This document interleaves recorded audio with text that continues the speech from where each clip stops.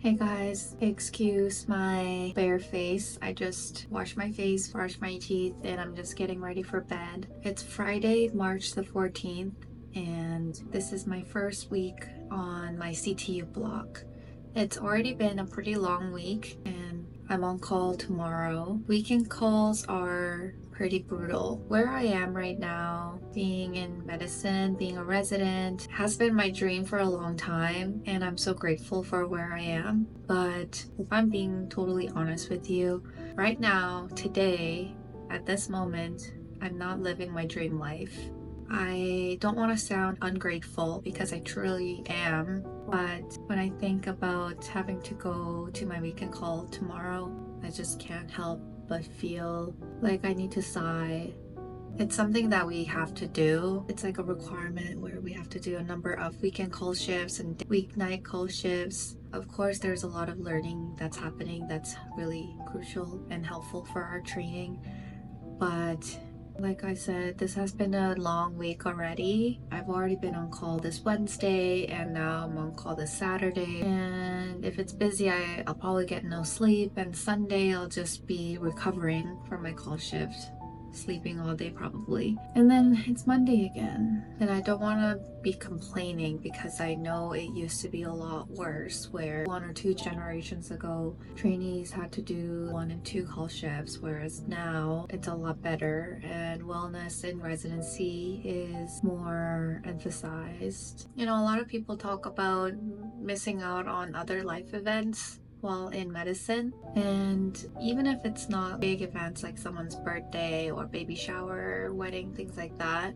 I just feel sad that I have to miss little moments in my life too. Weekend where I could have spent with my husband and work out, do my hobbies, but they say that suffering is pain plus resistance.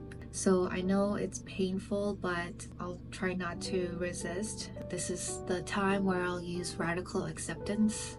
I'll just accept the situation as is, and time passes eventually. So let's get through this. We've got this. Hopefully it won't be too bad.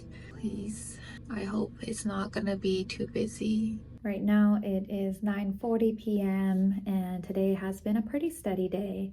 Day started at 7:30 in the morning, where I came to the hospital and split the list with my staff, did follow-ups on 8 patients on our team, and that took almost the entire day. I was reviewing their charts. I went to see them and I reviewed with my staff at 12, and then I came back downstairs and I heat up my food in the microwave that my husband brought me. And then as soon as I was ready to eat, I get called to the ward to assess and talk to the patient. So when I came down, the food was already cold, but I just found it's classic resident on-call life where we don't have time to eat. I just find it so funny. And so I ate some of it and I finished my notes, and the call starts at 4 p.m. So I went down to the emergency to write my name and contact info down on the board, and I still hadn't finished my notes. I was just finishing up the last patient and I was given my first consult.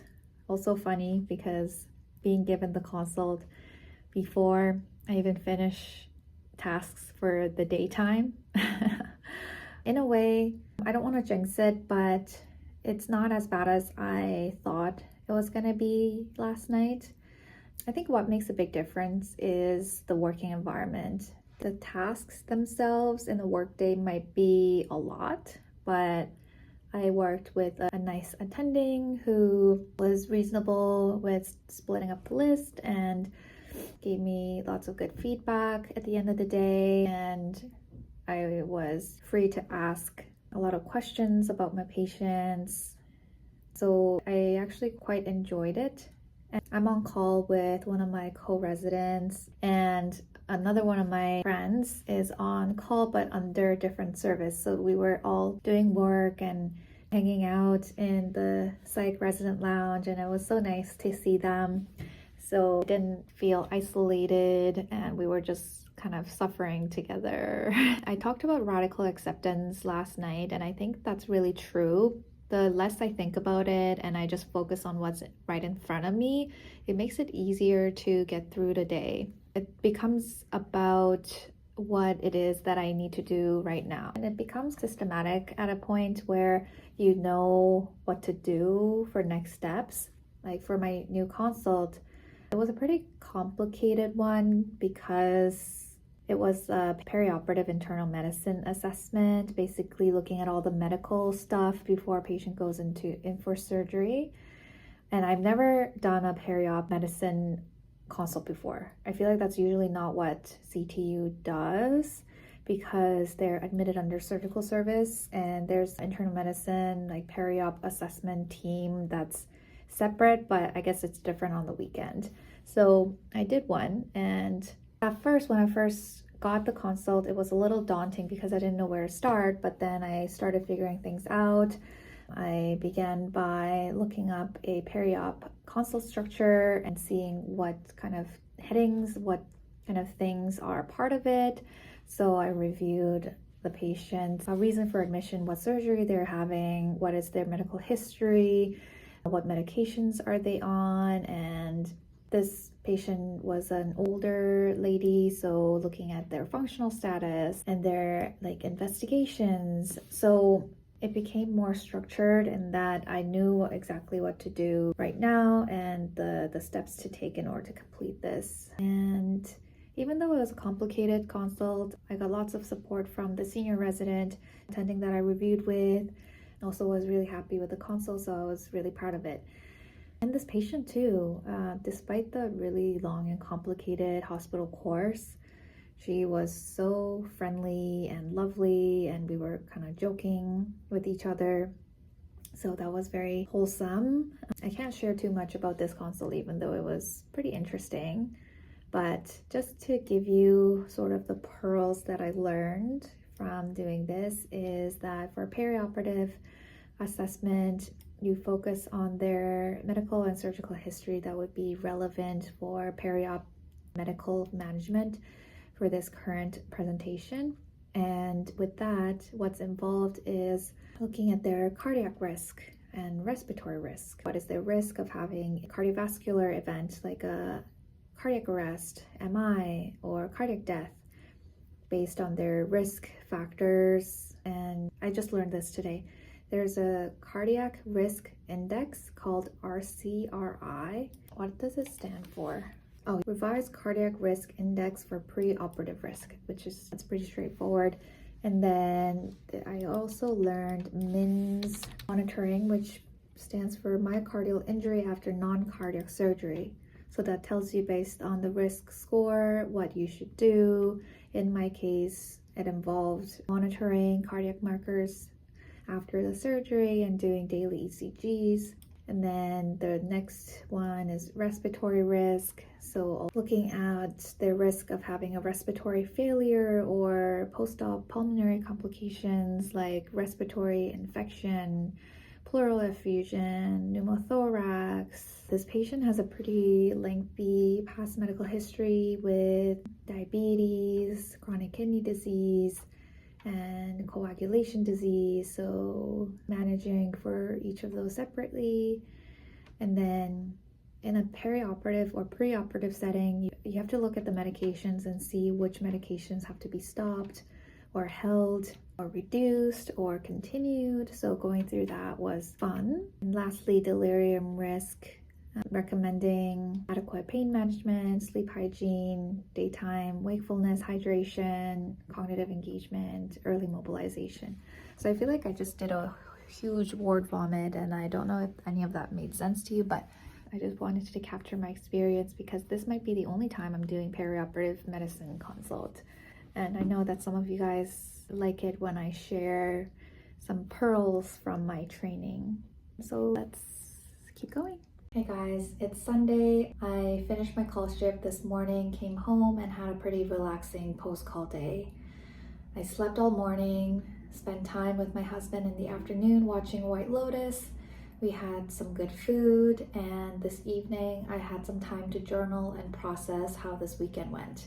There's a few things I brought up in this video, including radical acceptance. So I wanted to touch on them once more now that I've had some time to reflect. So radical acceptance. I came across this topic not too long ago when I was rotating through eating disorders rotation, and it is a mindset where instead of resisting or fighting the reality, we accept and focus on what is within my control, what is in front of me, what can I actually do.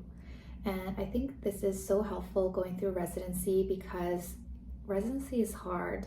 It's not always enjoyable. There will be hard times, having long days at work, difficult patient encounters, having to make sacrifices in my personal life, and sometimes there's really no escape. And accepting the reality rather than trying to fight it or imagining the alternative reality that leads to more suffering, it actually helps me to preserve energy and focus on what I can actually do and what's in my control. And that is not to say that I'm accepting or agreeing to everything. If there is mistreatment or injustice, then I will definitely not accept it and I would advocate for myself. But I'm talking about situations where there is a good reason for why things are that way. For example, having to work on call. It is part of our responsibility and it's part of the residency training because a lot of learning happens and it helps us to become better doctors. One thing that came up in my reflection was that when things are hard, it helps to find meaning in that hardship. In the moment, it's sometimes hard to zoom out and see the big picture, but I found that it helps to remind myself why I chose this path and therefore recognizing these hardships as valuable experiences to me become a better doctor and provide better care for patients. So there is a fine line between using positivity as a tool for resilience and toxic positivity, where we're not aware of our true emotions. We bottle them up or ignore them, and that leads to emotional exhaustion and detachment. And I thought about how to prevent this and not make myself go into toxic positivity. What I realized is how important it is to first acknowledge and accept your emotions. If they're frustration, then accept it, name it, but then reframe it and focus on what is within my control. So you're not totally ignoring the difficult emotions, but choosing to focus on the aspects that will help you.